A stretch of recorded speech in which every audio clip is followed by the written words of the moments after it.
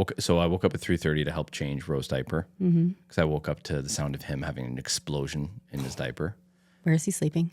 In our room. Yeah, like in a crib. Yeah. And I'm like, okay, babe, I'll help you get him changed. Just because I thought I'd be there for support. And I just couldn't fall back asleep. And then I was like, stupid. This is so stupid. So I'm on social media. And then there was this like sleep thing from Dr. Nick. I don't even know what Dr. something. I always repost this stuff. Okay. And it's like, sleep's the most important thing. And I reposted at like 4:30 a.m. Oh, yeah, I saw that. I did see that. It's so ironic because I'm not sleeping. I did see that. Yeah. So you've just been up. So you've been up since 3:30. So I've been up since 3:30. Yeah. My Whoop, my Garmin, they both said I'm dead. Yeah, pretty much. So you've already failed the fucking day. Pretty much. Yeah. Anyways, welcome back. Okay. That's our intro. So today we are going to do some question and answer from the peoples. So we got some responses on the gram. Yeah. I had some clients just ask me in person. I had some people talk to me at Run Club. So there's like a lot of different questions that we have here. Okay. We'll get right into it. Let's do it. In no particular order. I'm going to say, and just because I'm asking the question doesn't mean I have to answer it. Like, we're going to give our takes. Yeah. Yeah. You can, sure. Go ahead. So first one is on weighted vests. Not to say that this is like a current fitness trend. It kind of is, though. But I feel like this is where I struggle because obviously I'm like, I live and breathe all things health and fitness. So it's just, I've always known about it. Like, yeah, we've been talking about rucking for a long time. And then all of a sudden I just start seeing everybody wearing these weighted vests, especially like ladies. Yeah, and it's always this one particular vest. Pink? No, it's like, that's rude. No, there's a pink one. It's like kind of looks like an X. Yes, it's like a yeah. It's like a neoprene looking material, Yeah. not like what I would usually think of a weighted vest. I don't know how heavy it is. I'm for it. I'm all about the weighted vest. If people are going out for walks and you just want to add in a little bit of intensity, add in a little bit of strength work, I think throwing on a weighted vest is a really good option. In my personal opinion, I would probably say get a rucksack instead, or just a backpack and put weight in it. Because then that way, like, you can progressively overload it. Like, you can add 5 pounds this week, and then maybe you add in another 5 pounds. Not to say you do that forever, but just allows you to play with it a little bit more. The other thing about like rucking, so the weight being on your back, you kind of have to lean forward more. So you're using a bit more core rather than a weighted vest that's evenly distributed throughout your entire body. But I think both are fine. Yeah. Yeah. If it's like a 5 pound weighted vest, I mean, sorry, I don't want to poo poo. If you have a 5 pound weighted vest, that's great. It's better than nothing. It's relative. It might be heavy for somebody. 100%. Yeah. But, play around with it. Have fun with it. I think that, like, it also depends on, like, what you're looking to get out of it and what else you are doing. That's a good point. Right? Like, am I going to walk with a weighted? I'm not saying me walking with a weighted vest wouldn't do anything. But if I want to increase my intensity, I'm doing that in my workouts and my conditioning. For someone who's just getting started, like, if you were to walk around 20 pounds heavier, it's going to be harder, right? Yeah. So if you are getting started and that's an easy way for you to increase your intensity, and it makes it a little bit more difficult, it's going to get your heart rate up more, great. But I also think that I'm going to say, instead of a weighted vest, maybe why don't you buy 2 dumbbells? Yeah. Yeah. For home. Right? You're going to get more benefit from doing weight training over walking with a weighted vest. Again, exercise, movement is great in all forms. Yes. So I think it depends on, one, what are you looking to get out of it? Yep. And what are you already doing? I like it. Yeah. Another kind of follow-up question around it was running with a weighted vest. I'm not a big fan of. No. Yeah, I think it's if you're an ultra marathoner, or you have like some like big trail run that you're doing and you're going to be carrying gear, then sure, you can play around with it. That makes me feel so uncomfortable, like physically, like, when you've like ever ran with a backpack. Exactly. It's so uncomfortable. Exactly. So I don't necessarily say I would recommend running with a weighted vest. But if you're just going to walk around with it, I think it's And let me just say one more thing. We have multiple clients right now training for big hikes. Yeah. Where they are going to be wearing in a second. and they are going to be wearing backpacks. Yes. So very beneficial for you to train with something on your back when you're going to be hiking 4,000 miles with 30 pounds on your back. Yes. So yes, there's definitely like purpose to it in some spots. Yes. So this one I'm going to lump all into one because it was two separate questions, which was just someone asking about like online fitness programs. And we have a remote fitness program, but it's not just like a template that we give to people. We have some of those, but that's a little bit different. Our remote coaching is like, it's coaching.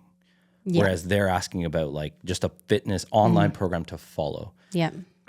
And then another question was, what's our thoughts on Runna or run programs on the Garmin? So people are hearing this and they're like, what the hell is that? Brooke included. Yeah, what is a Runna? So Runna is, it's like an online running program. And you put in how many runs you want to do per week, what intensity you want to do, how many hard runs, what you're training for, when it is, and then it spits out a program for you.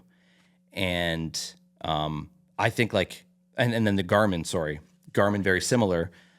There's like pre-programmed running things on your Garmin, and then based off of your HRV, your training readiness, all these things, it'll like adapt this program for you. So I think both of those have a time and place. But I think for all of those, the Runna, the Garmin program, the online fitness program, the one thing that it doesn't really do, and I think this is where the most important role of a coach comes into play, is actually making you do less. Because I think everybody always thinks they need to do more. And we talk about this a lot. Like we've talked about this multiple times in the podcast with you and I, is more times than not, we actually tell people to do less. So for example, for Runna, and I know this is with Garmin as well, for Runna, you can say how many hard workouts or how many hard runs you want to do in a week. If it's 1, if it's 2, maybe it's 3. And for Garmin, they usually have you running faster, maybe like 2 times per week as well. Whereas for 99% of people, they need like 1 fast session a week, if that. Maybe they need 0. And you're never going to tell the algorithm that. Yeah. You're going to be like, no, faster is better, so give me more of that. And then all that does is lead to breakdown of your body, which leads to injury, which then means you're not running, which means you're taking 2 steps back. So I think with all of these like online fitness programs that you're just following a template, or these Garmin programs or these Runna programs, it's not coaching in the sense that there's someone there to just slow you down. Yeah. And I think that's the one part that's always missing from these programs. Even if there's a community, like it's an online community, it's still not going to be like, hey, you look tired today, or like you have a lot of stress going on in your life, or you have like a stressful week coming up. Yeah, like the app isn't going to help you pivot. That's You're right. not going to tell the app, oh, I'm kind of tired today. It's not going to give you that extra push when you need it, and it's not going to put you in your place when you need it too. For sure. And like, so I can think of literally 3 examples from this week alone with some of my running clients, where they're like, hey, because we're in peak week, like we're getting into peak weeks. So this is traditionally where people start to get really tired, bodies start to break down. So we need to like pivot and make some changes. So 3 times this week, people are like, hey, I'm really tired. So I know I have X big run. Just wondering how I should attack that. So if it was them left on their own, they're most likely just going to do it. Whereas I'm the one that's like, you're going to do something different. Like that's not going to happen. You're going to do this instead. And they're like, oh, okay, thank you. Like, it's like I'm giving them permission. Yeah. Whereas if it's just you making that decision, you're going to be like, no, I'll push through and I'll do it. Yeah. So it's the coaching that's missing from those programs. They could be the best programs created by AI, right? Like AI is smarter than all of us. But it's that coaching element that it's missing. Yeah. Do you want me to touch on you coaching can. programs? I think like if I'm thinking of someone asking this and maybe they're new to fitness, or like, what do you think of like an online program? Well, one, there's a million of them out there. But also I'm going to go back to what you were saying. An online program is not online coaching. If you are someone who is very new to fitness and you've tried and stopped, you haven't been able to get onto something and be consistent, and you're trying another online program, it's probably not going to work. I think for an online program to be very successful for someone, you already have to be disciplined. You can't start a new routine and then think Google or the app is going to send you something, and now all of a sudden you're going to be this disciplined person. So I think online programs work great for someone who has that, personal drive and discipline already to follow through and has the knowledge and the fitness age to be able to, you come to an exercise, you're not feeling good, what alternative? And some apps will give you alternative exercises for the daily plan, and some don't. So I think it really depends on what you're doing. But do you need a coach more than you need an online program? Yeah. That's the question, because there is a huge difference in having a coach and following something on paper, so to speak. Absolutely. Yeah. Cool. Next, your take on coming back from an injury. Okay. I'll start this one because I'm coming up on a year.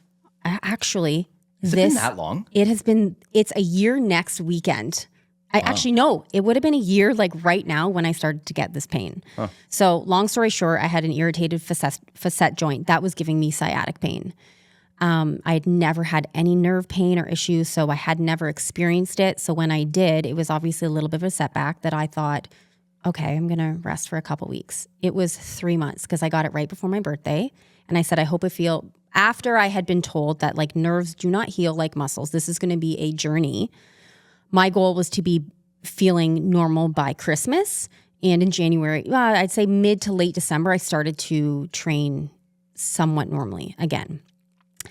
And I went from feeling normal to say, being able to train at 100 to literally going to do, all I did was mobility. I could not stand. Okay. If you remember me coaching during this period, I was always lifting up my left leg or had to rest it on something. I could not stand for 5 minutes without pain. I could not sleep. It was horrible. It was my first experience with chronic pain. So this is what I'm going to say with an injury is have guidance and have support systems. I went to Dalton, who we talked about before. Amazing. Just like in a training plan, when you need progressive overload and you want a 12-week plan, I think the same thing is really important for injuries. Had I have not had that guidance, I maybe would have rushed it. I would have guessed what I was going to do. I had a mobility plan that I showed up for every day. So instead of me just stopping, which I could have, I still came to the gym and I did mobility and I did my physio exercises every single day. That was my workout. So I kept the routine in the system there. And I think that's when people have an injury, depending on what it is, a lot of times the first thing is well, I can't work out. So first, figure out what you can do. If you sprained your ankles, your fucking arms still work. We can still work your arms. Yeah. We can still do some core. Mm-hmm. If you have a coach, if you are at a gym, hopefully, and like we do, modify for people. There's still things you can do. So you're not completely out of the game. I also think it's an opportunity for people to focus on things that they wouldn't have given the injury. So maybe if you are down and out and you are going to be working out less, this is a time for you to really dial in on your nutrition. Mm-hmm. So figuring out what you can do and then seeing the physio or whatever and asking for a plan, having them give something that you can follow, that this is your new discipline. So maybe you're not working out as hard, accepting that fact and knowing that what you're doing is really important. The only thing that you need to be doing right now, your stretching or your mobility. And then also, which was really important, which I'd never experienced before, coming back into exercise. So when you start to feel good, again, depending on what it is, you can't just jump back into things at the speed that you did before you started. I went from hurting to do air squats where I was doing a 25-pound goblet squat to a bench, and it hurt and it didn't feel okay. But this is where I started, and this is the plan that I followed. So I did squatting to bench for a really long time, and it seemed like forever. And then, took the bench away. I was not back squatting. I was not doing front squats. So I had a program to follow that allowed me to feel like I was still doing something instead of not being able to do anything. So having that progressive overload plan, and that's something that Dalton told me a lot. We have to gradually load the joints. You don't feel good, and then you start going back to your normal weighted lunges. I was doing bodyweight lunges. I was holding 10 pounds. I used to hold 50s, So I had to accept that, and I was okay with that. And I think the mindset piece of knowing that I'm doing what I need to in the moment, and this is hard for me right now, instead of being I used to be I used to be able to do heavier. This is too light. It's not the time for you to focus on that. Focus on what you should be doing, how it feels, and the progression. That's my story. No, I think that's great. Yeah. So that was one time when I was really very injured, and I had to accept it. And Yeah. it was a mental battle for sure. I think that's the biggest part. Yeah, I think it's actually almost the same as, maybe a little bit different, but similar. Injury and like coming back to fitness after a long time. Not because you're injured, but life, Yeah. right? Like we know just sometimes, not saying it's right or wrong, but you know, if people have kids and they take like an extended period of time off, and I'm not really talking about moms, because moms, you get permission to take whatever fucking time you earned it.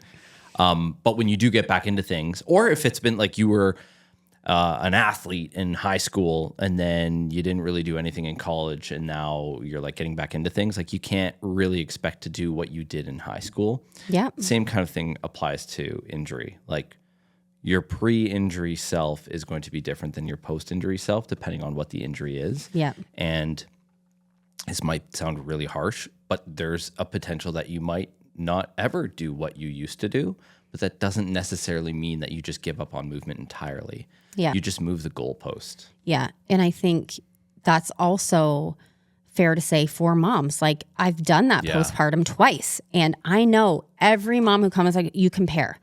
Oh, I feel so unfit. I was so much fitter before. I remember one time in the old gym, I was postpartum early. I don't remember how. I was doing a back squat or a front squat working weight that used to be my warm-up weight. And I was like, whoa. Yeah. But then I was like, no, this is not the way I'm going to think, because then you play this hard comparison game. Every time you're working out, you feel like you're not where you should be. You feel like you're always catching and chasing this, what you were before. So what I told myself and what I just said when I was dealing with the injury is like, if it is hard for me right now, that's exactly where I need to be working. Why am I thinking about I should be lifting 50 pounds heavier right now when this is hard? Yeah. If you are working hard in the moment and you're pushing yourself, that is what you need to be doing. That's where you're at right now. Accept it. But like playing that game in your head through your whole workout, I was like, oh, I suck. Can't do this anymore. This is so much harder. I'm out of breath. This is heavy. Like you are not doing yourself any good. How about, you know, if you were lifting 10 pounds and it was easy, you shouldn't be doing that. Like you should be just pushing yourself to that level that you're at in that day, in that workout. If you can say you worked hard, great. That's what you need to do. Don't compare. Yeah. And I think once again, now kind of adding that to the list, like whether you're a new mom, you're coming back from an injury, to your point, not doing it on your own. And that is where coaching really comes into play, because a lot of the times, just as I mentioned at the beginning with like online fitness programs, Run, Garmin, blah, blah, blah, you almost need that person there giving you permission to do less. So I just think of like my wife. So she's 6 weeks postpartum. And if she was to come back and there would be no coach, she would 100% try to put whatever she lifted on the bar before. For sure. She'd try and jump up and do kipping pull-ups. I can just see it. Exactly. And it's just because like she's just a tough ass bee, you know?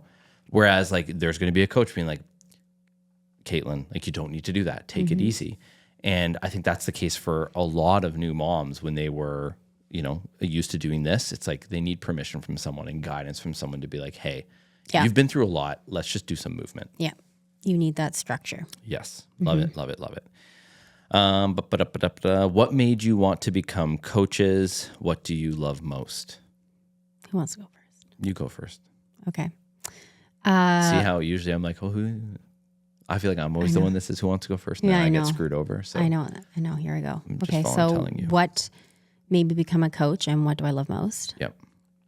Okay. So, you know, how old am I? So like I've been doing this now for 15 years, maybe more.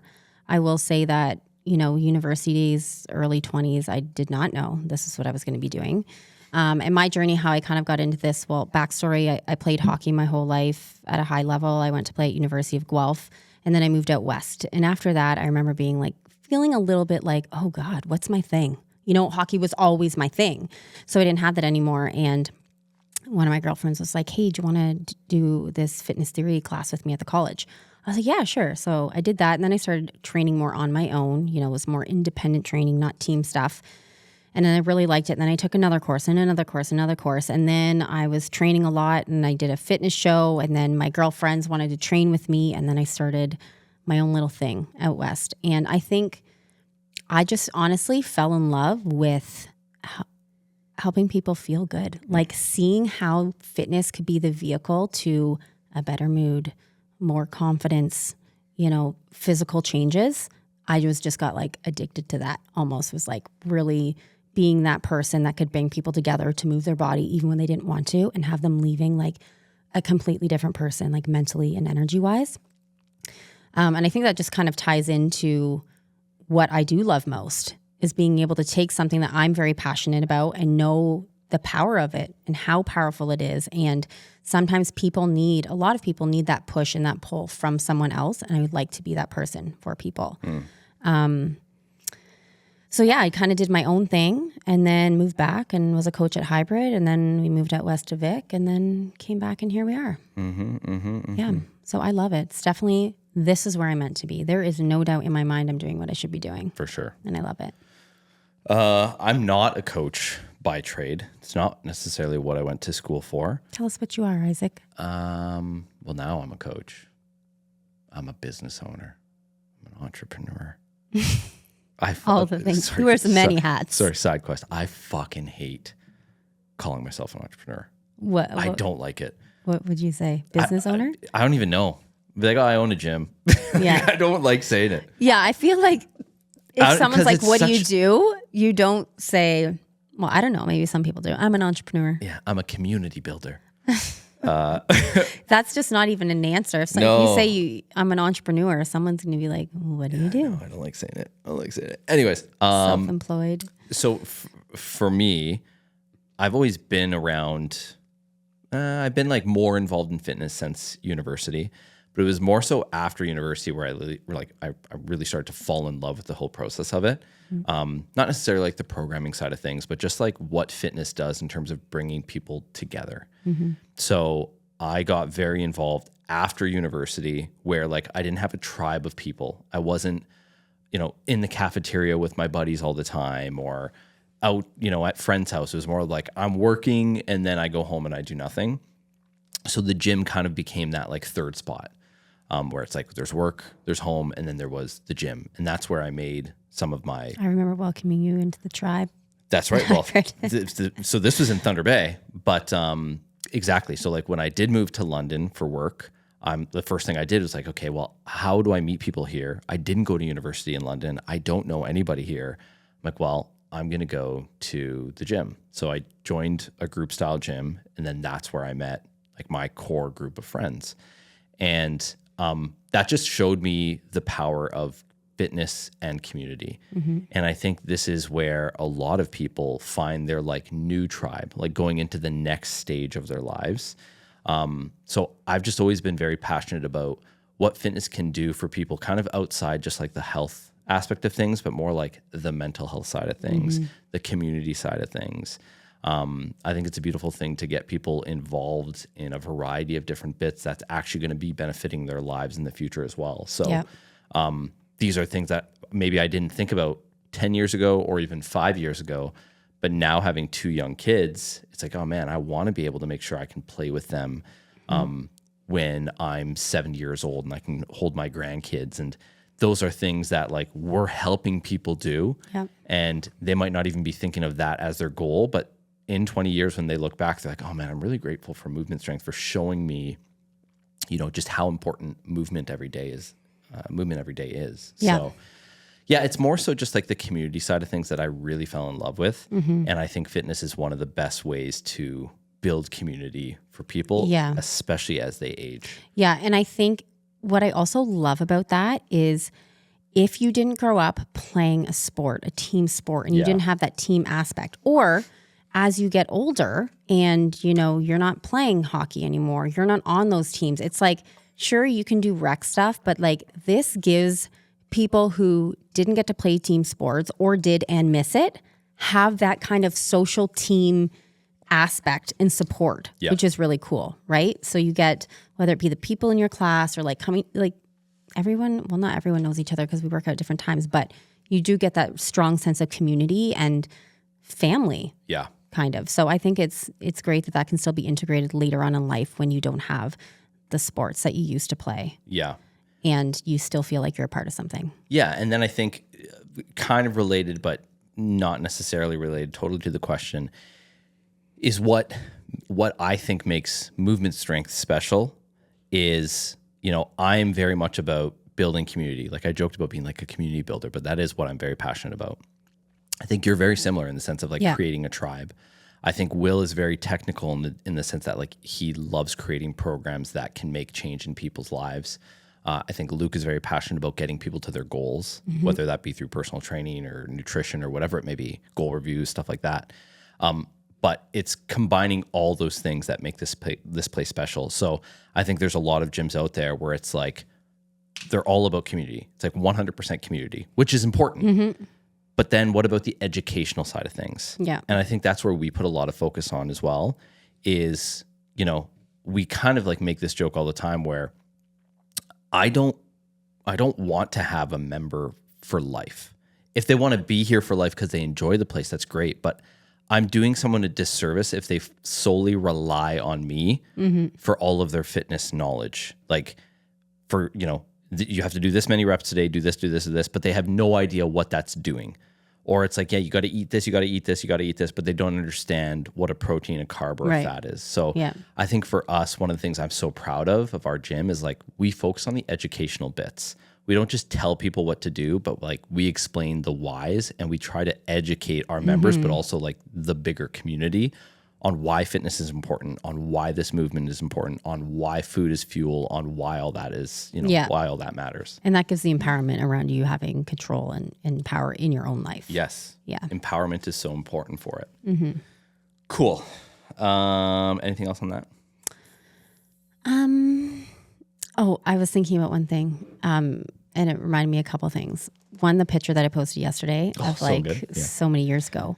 But then looking, your husband looks the exact same. You guys all look the same. I was saying to Will, I'm the only person who's aged out of us four over the past 8 years. Absolutely not. Yes. You guys all look the same. Will looks like a child in those photos, but your husband literally looks he does. Identical. He does. Same hair, everything. That's the difference. Is like me and Will have different hair. You guys have different hair. Yeah. Luke is the same. Yeah. That's why I use him to try and keep me young. Yeah. Young buck. Yeah. Is, thinking back of where we were at that time, just in like daily things and whatever, and how everyone has just like clear roles and spots now to make the whole picture come together. Yeah. Whereas that wasn't the case at the beginning. Well, I mean, when you're just starting, you're figuring it out, 100%. right? You don't really know where you're going, but it's been cool to see the evolution of everyone's roles to make movement complete. And every single role is needed. Yeah. Right? There'd be a big piece missing if Will wasn't doing his thing, Luke wasn't doing his thing, you weren't doing your thing. So it's just been cool to see how it's all came together. Or like, and I feel like we're all in our correct spots. I know it sounds like a big number, but like to think, 7 years in the future, those 4 individuals would have had an impact on like thousands of people's lives. It's really cool. It's really cool. Yeah. Okay, next one. I thought this was going to be a quick podcast. No, I knew this one wasn't going to be. Well, we got to at least say that once a podcast. It's important. Yeah, I do. Okay, so what are your strength and conditioning classes? What are the strength classes? So, so this person isn't a member, which is important to note as well. So I think that's strength and conditioning. People are like, is it CrossFit? Is it High Rocks? That's the next big workout thing. I think a lot of people think we're CrossFit just because of the look of the gym, you know, or just not really having a clear understanding of what CrossFit is. Yeah. But we should just make it clear we're not CrossFit. No, we're not. And not to say there's anything wrong with CrossFit. No. But we are not that. No. So our strength and conditioning classes, they always run pretty similar in the sense that the first like half is strength focused. So there'll be a strength movement that you are doing that day. It might be a back squat if we're focusing on legs. It might be some sort of deadlift or RDL, Romanian deadlift, if we're focusing on hinge or glutes. So it might be shoulder press if we're focusing on shoulders. But there's always some sort of strength component, and that would be like, hey, you're going to be back squatting with a bar or goblet squatting with a dumbbell or kettlebell or air squatting, depending on your abilities. And the whole goal is like you're challenging yourself weight-wise. So maybe you're doing 5 reps and then you're resting 2 minutes, which is the hardest part for people. So like it's true strength work. It's not like lifting weights in a conditioning piece, We do that as well, but that is separate. That's the latter half of class. So first half is true strength work. The second half is conditioning. And that's what people would feel more like they'd probably understand a little bit more. So, it might be you're doing a 7-minute AMRAP of box step-ups, rowing, and We did rowing intervals today. Yeah, and whatever, burpees, like something like that. Yeah, something faster pace. It gets your heart rate up. Exactly. A little bit more. I want a little bit more because lifting gets your heart rate up. Yes. A lot too. Yes. But then the difference with the conditioning as well is it's not always the same thing. It's not always like we're doing 30 seconds on, 30 seconds off. We try to hit different energy systems. So one of the other big sexy words right now is like VO2 max. So we'll do some VO2 max style workouts where it's like 4 minutes of more high intensity stuff with some rest in between. Then you do that multiple times. It might be something where we're doing alactic work, which is like you're going to do a 20-second assault bike sprint as hard as you can. Then you're going to rest 3 minutes. So it's ever kind of evolving and changing. It's not ever going to feel the same, but it's like a guided strength and conditioning class. Anything to add on that? I did think something, but now I can't remember. I think we should say one thing for the person that's not in the class is that they will see some similarities and repetitiveness in a 2-week cycle For strength. because Yes. for strength, that is important. Yes. The boring repetitiveness is what you need if you want to get strong. I shouldn't say boring. It's not boring, but Yeah, could be perceived as boring. yeah. So what that means is like, okay, let's say it's Monday. Monday is squat day this week. That means next Monday will also be squat day. It'll be very similar rep range and stuff like that. But it's kind of your time to, if you were here squatting Monday, now next Monday when you come in, maybe you're trying to increase the amount of weight that you're doing or increase the amount of reps that you're doing. So there's that whole progressive overload bit. Yeah. And then squat day maybe changes to Tuesday for the following 2-week And bit. it shifts to the right. That's right. So it's actually like Will has built a really solid program. Our members don't need to think about it. It's all given to them via True Coach, and it's all very much they're walked through that process. So if you're hearing this and you're like, that sounds really intense, it sounds a lot more intense than it actually is because we just tell you everything that you need to do when you're in class. Yeah. A strength class, which we have throughout the week as well, that is more strength focused. So there's not going to be this like sweaty conditioning piece. It's still going to be sweaty because you're doing strength bits, but it's more strength focused. So there's still usually going to be like a bigger lift in it. And then afterwards, there might be like some supersets. Yeah, I love the strength classes. Supersets meaning like, okay, so, you're going to do your back squat. That's first.